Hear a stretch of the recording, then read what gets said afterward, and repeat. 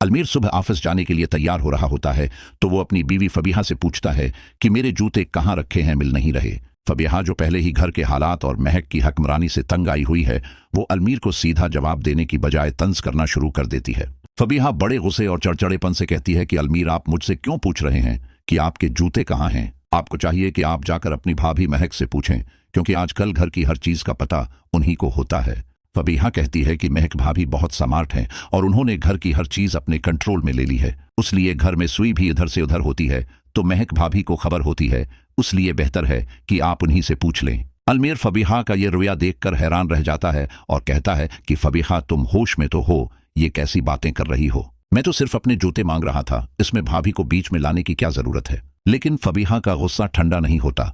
वो कहती है कि जब घर का राशन, किचन और चाबियां सब उनके पास हैं तो फिर आपकी चीजों की जिम्मेदारी भी उनकी है। दरअसल फबीहा ये जताना चाहती है कि जब घर की सारी जिम्मेदारी और ताकत महक के पास है तो फिर हमसे क्यों उम्मीदें लगाई जा रही हैं? दूसरी तरफ महक को अपनी ताकत का इतना नशा हो गया है कि वो अब दूसरों की जाती जिंदगी में भी दखल देने लगी है। महक को लगता है कि चूंकि वो बड़ी बहू है इसलिए बाकी सबको उसके इशारों पर नाचना चाहिए। महक ईमान के पास जाती है और उसे एक बार फिर हुक्म देने वाले अंदाज में समझाना शुरू करती है। महक कहती है कि ईमान, मैं देख रही हूं कि तुम और शाहवीर अभी तक अलग अलग रह रहे हो, जो कि मुझे बिल्कुल पसंद नहीं है। महक कहती है कि मैं घर की बड़ी हूं और मैं चाहती हूं कि घर का माहौल अच्छा रहे, इसलिए तुम्हें शाहवीर के साथ सुलह करनी होगी। महक ईमान पर जोर डालती है कि तुम्हें अपने और शाहवीर के दरमियान सब कुछ ठीक करना होगा, क्योंकि ये नाराजगी अब बहुत लंबी हो गई है और अगर तुमने मेरी बात नहीं मानी तो मैं समझूंगी कि तुम इस घर का सुकून बर्बाद करना चाहती हो। महक ये सब इसलिए नहीं कह रही कि उसे ईमान के घर बसने की खुशी है, बल्कि वो सिर्फ अपना हुक्म चलाना चाहती है। वो चाहती है कि ईमान उसके कहे पर चले ताकि महक को तसल्ली हो जाए कि सब उसके अंडर हैं। लेकिन इस बार ईमान ने महक की बात सुनकर खामोशी अख्तियार नहीं की, बल्कि उसे बहुत करारा और तफसीली जवाब दिया। ईमान ने महक की आंखों में आंखें डालकर कहा कि भाभी, आपको अपनी हद में रहकर बात करनी चाहिए। ईमान ने कहा कि मुझे पता है कि बाबा जान ने आपको घर के मामलात चलाने का अख्तियार दिया है और घर की चाबियां दी हैं, लेकिन मेरा नहीं ख्याल कि उन्होंने आपको मेरी जाती जिंदगी में दखल अंदाजी करने का कोई हक दिया है।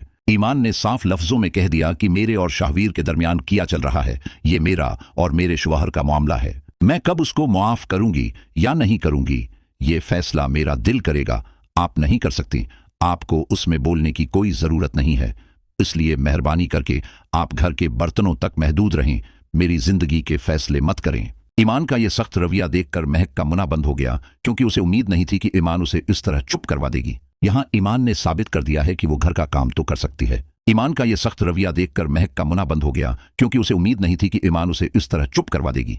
यहाँ ईमान ने साबित कर दिया है कि वो घर का काम तो कर सकती है और सबकी इज्जत भी कर सकती है, लेकिन किसी की गुलामी नहीं कर सकती। दूसरी तरफ शाहवीर के कमरे का मंजर बहुत ही जज्बाती है, जहां वो अपने वालिद आसिफ साहब के पास बैठा है। शाहवीर का सिर झुका हुआ है और वो बहुत धीमी आवाज में अपने बाप से अपने दिल का हाल कह रहा है। शाहवीर कहता है कि बाबा, मैंने अपनी जिंदगी में बहुत बड़े बड़े नुकसानात किए हैं और बहुत गलत फैसले किए हैं। शाहवीर का इशारा साफ तौर पर ईमान की तरफ है, जिसे उसने अपनी बेवकूफ़ी और ज़द की वजह से खो दिया है। शाहवीर अपने बाप को बताता है कि मुझे अब एहसास हो रहा है कि मैंने हीरे जैसे रिश्ते को ठुकराकर पत्थरों को चुना। मुझे माँ ने बहुत समझाया था कि बेटा, ज़ाहिरी खूबसूरती के पीछे मत भागो, सीरत देखो, लेकिन मैं अंधा हो गया था। आसिफ साहिब अपने बेटे की यह हालत देखकर समझ जाते हैं कि शाहवीर अब सच्चे दिल से पूछता रहा है। शाहवीर कहता है कि बाबा, मुझे नहीं पता कि अब ईमान मुझे मुआफ करेगी या नहीं, लेकिन मैं अपनी गलती सुधारना चाहता हूँ। मैं चाहता हूं कि सब कुछ पहले जैसा हो जाए, लेकिन मुझे डर है कि कहीं बहुत देर न हो गई हो और ईमान का दिल हमेशा के लिए मुझसे न उठ गया हो। आसिफ साहिब शाहवीर को दिलासा देते हैं कि अगर तुम्हारी नीयत साफ है